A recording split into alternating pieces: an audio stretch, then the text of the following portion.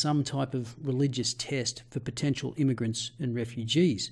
Governments can keep pretending religion has nothing to do with it, but the public are sick of hearing about the religion of peace. They know this is not true, and they want something to be done about it.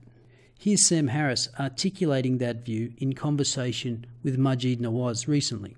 There's kind of a gut reaction to that I know millions upon millions of people are having to things like what we just saw in Germany, the recent atrocity at the Christmas market, right? So you have a Tunisian immigrant who murders a truck driver and runs his truck into a crowd of people, and I think was it 12 who died in the end? I don't know if any. About 50 injured, yeah. Okay. Roughly. So you see something like this, and this is happening in the context of this wave of immigration coming into Europe largely by virtue of the war in Syria, although there are other reasons.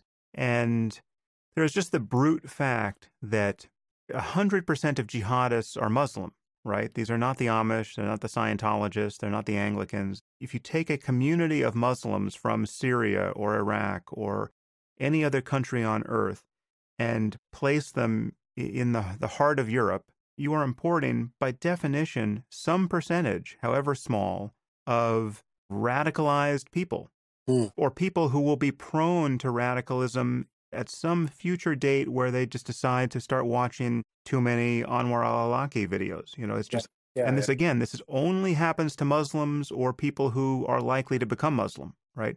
So you see this massacre in the Christmas market, and I think many people will feel, what is the fucking point of having more Muslims in your society?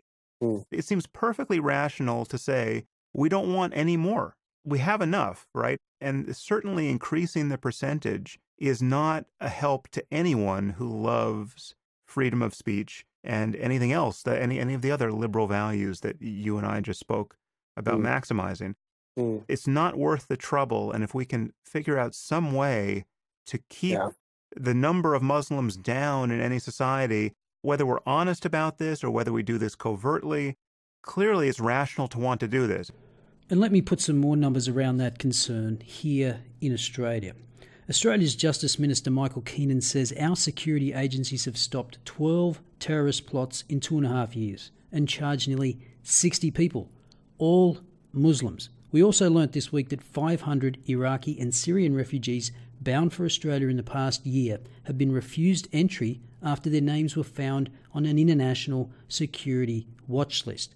Many were simply criminals, but at least 30 were on ASIO's National Security Terrorism Watch List, with more red flagged by other intelligence agencies.